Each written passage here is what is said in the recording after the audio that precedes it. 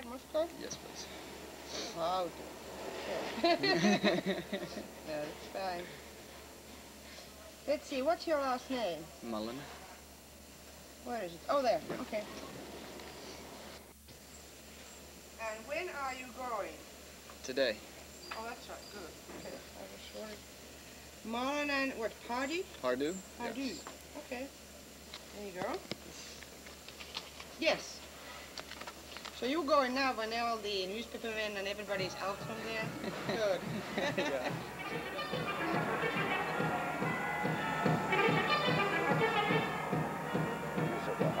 American Mustard's president is Ronald Reagan is Shepherd. Unishwana Sebaka, Shudobianis,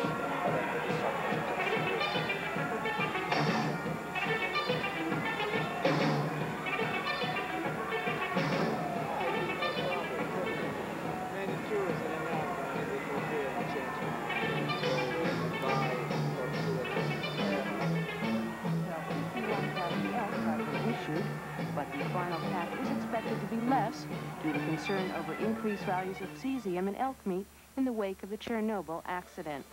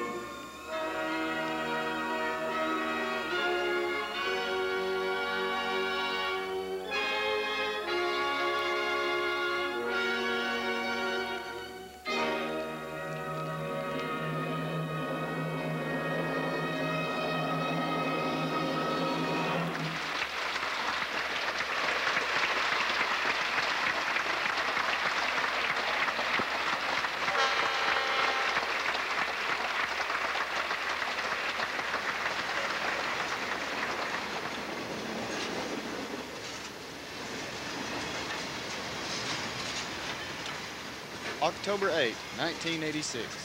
Just after a snowstorm passes and the sky clears, our train crosses the Finnish-Russian border. It's 4:51 p.m., and along with our immense intrigue of the moment, we are also humored by the customs declaration. With me and in my luggage I have weapons of all descriptions and ammunition, narcotics and appliances for the use thereof, etc., etc.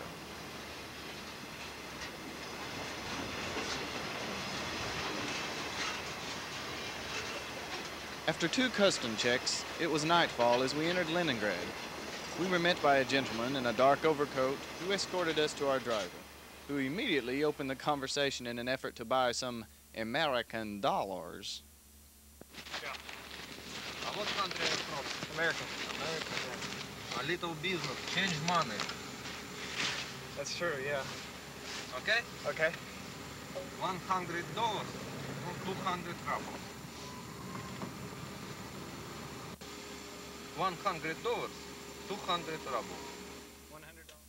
Actually, that wasn't a bad exchange rate. The ruble was going for $1.43, and he was offering us 2 rubles for $1. The Hotel Leningrad was nice, somewhat similar to a well-kept dorm. We boldly ventured out that first evening on our first walk in the Soviet Union. The streets were dark and cold, and were only sprinkled with a few rushing fans left over from the National Chess Championship. Once they were home, only an occasional car made acquaintance with a windy night. We got lost. We've made it to the water, and we're hoping we're going to be able to see our hotel, which we had absolutely no idea where it is. Nothing lost. Yeah, but we're in Russia. And sometimes when you're in Russia, you just like to take a little walk. Morning in Leningrad. Our picturesque view from the hotel beckoned us out. Upon completion of a unique breakfast, we boarded our bus and toured the city with only one other gentleman from Bangladesh. Victoria was our guide, and she took us through the streets, to to the Peter Paul Fortress, the Winter Palace, December Square, the cathedrals, the parks. The crisp wind ushered in our second snowfall. He couldn't even kill normally. They wanted to say afterwards that he died natural death, but they killed him so that it was impossible to show it, the body to the people.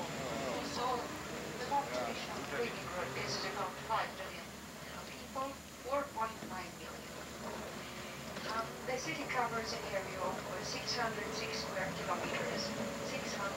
St. Petersburg, Petrograd, Leningrad. The beautiful city on the River Neva was somewhat disappointing compared to European standards. However, it wasn't long ago that this city suffered brutally by the 900-day German Blitz in World War II. Over 1 million friends and family perished. As a friend told us, the people of Leningrad will easily tend to feel more negative toward the Germans than they will the Americans.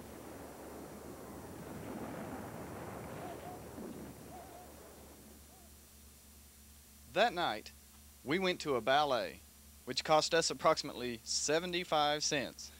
This was a good time to reflect on our first day. While at the play, a group of American tourists saw us and asked if we were Russian. We looked at them, couldn't resist, spoke some gibberish and nodded yes. They were delighted by the experience.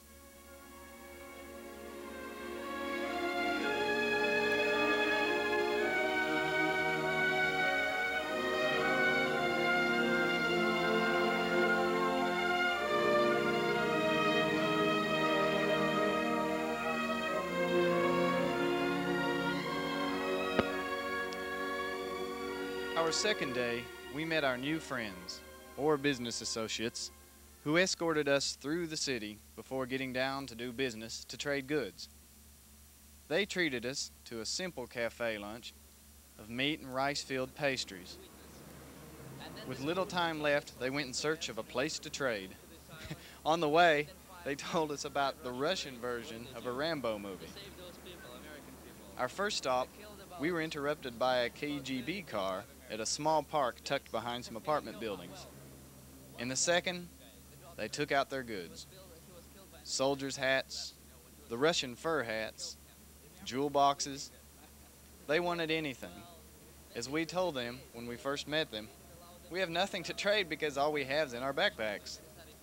Randy did end up giving one discouraged Sasha one of his shirts. 5 Russian Marines, what did they do? They saved those people, American people. They killed about having no, one guy, Russian guy, the doctor. He was killed by an American being slapped, you know, when he was sleeping. Mm-hmm. They killed him. Remember, he was sleeping there.